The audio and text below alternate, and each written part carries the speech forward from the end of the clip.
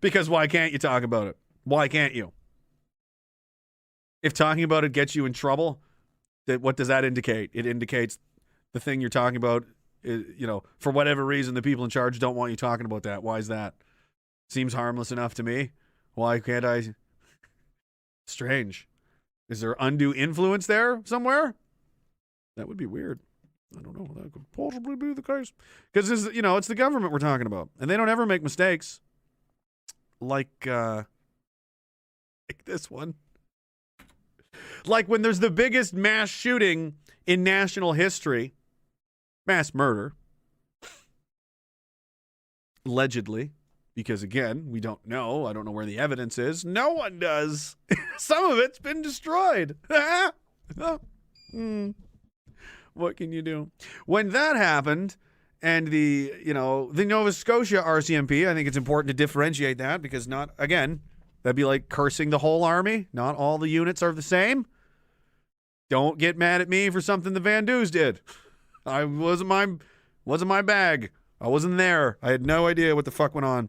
The Nova Scotia RCMP, though, failed to notify anyone this was happening, and it appears spent the evening and early morning hours destroying evidence and and calling for help from other RCMP members in other provinces, but not the locally immediately located in the area at Truro or Halifax police, because that would be crazy to do that. Anyway, meanwhile, as this rampage is unfolding, two of these guys, for whatever reason that has yet to be explained to me in anything that makes fucking anything resembling any sense to me, decided to open fire with M4s rifles, automatic rifles, on a fire hall in Truro, or in somewhere near Truro. And according to the watchdog that investigated this, that's fine. It was filled with people, by the way. There was people in the building. And they don't really know why they did it. They just thought they saw somebody, maybe. These are the people that the public thinks should be in charge of all of the guns. These the people that they think should be in charge of all of the guns, all of them. They don't want there to be no guns. They want the government to have all the guns. These people just recklessly opened fire in a civilian neighborhood at a building full of people, and there is to be no punishment or consequences for that whatsoever. If I had done this in the military when I was deployed, I would have been demoted. I would have been charged. I would have been very likely potentially kicked out of the military and probably investigated criminally. You can't just do that for no reason and not have a really good excuse. And that's in a war. You're a cop in a town where there's one guy you're looking for, and you decided to just let her rip at the side of a building? And there's no punishment at all. That's curious. The investigation found that based on everything the officers had seen and heard since coming on duty and what they'd observed at the time, they had reasonable grounds to believe the male was the killer and someone who would continue killing his rampage. They discharged their weapons in order to prevent further death. Yeah. So they thought they saw a guy. That's their excuse. We thought we saw him. It wasn't him. It was just someone. So you saw a man and just opened fire. In the army, in the war I was in, where people are shooting at each other all the time, like not like the one time in your career this happens. This is like a weekly occurrence. Sometimes days in a row, even 2, 3 days, 4 days in a row. Sometimes you're like, holy fuck, this is a busy week. This is a lot of death, Other times, But if I just started gunning at somebody because I thought maybe he had a gun, I wasn't sure, I would get in shit. I would get charged and because there's a thing called the rules of engagement, and they very explicitly stated that you can't open fire on somebody unless they're a threat to your life. They're an enemy combatant, for sure.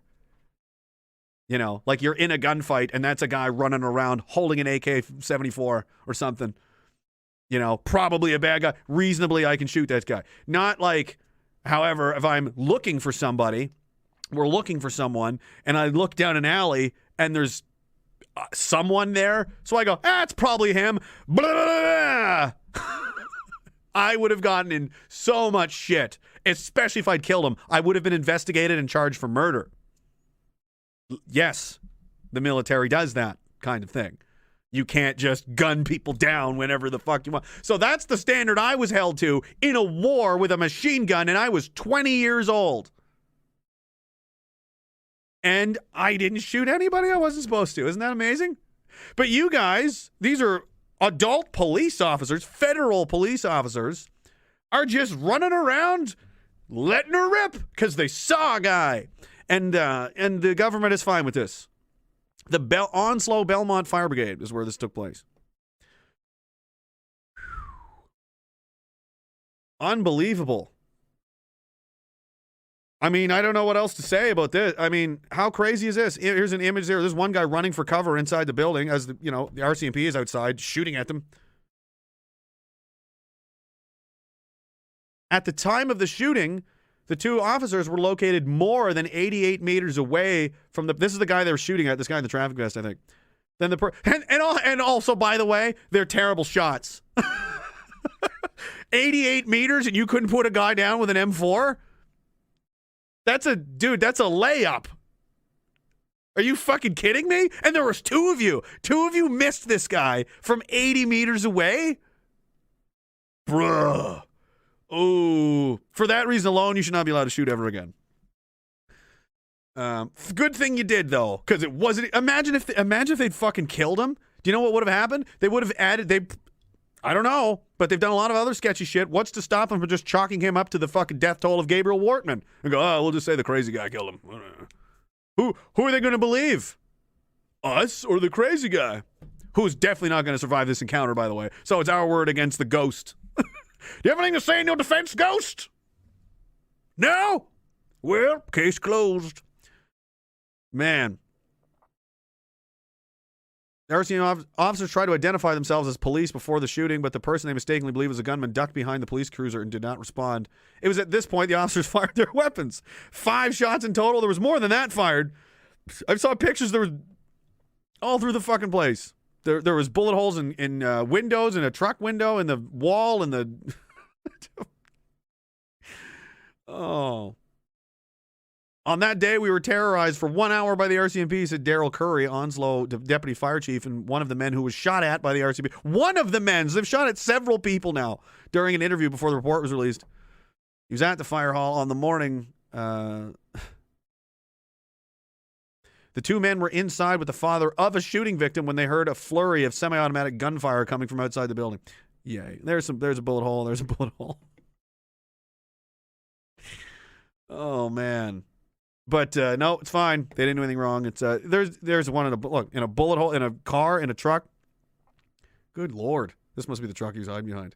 No apology. Carrie Mew said the RCMP paid for the cost of the damage to the building equipment, including a fire truck. But they said no one from the force has offered an explanation for what happened that morning, and no one has apologized for the trauma they experienced. And no one's ever going to be because they didn't do anything wrong. The watchdog said so. The watchdog said that scenario I just described to you is on the level, and that's fine. That's what we're doing. Man, aren't you proud? Don't you feel proud? Daft Beta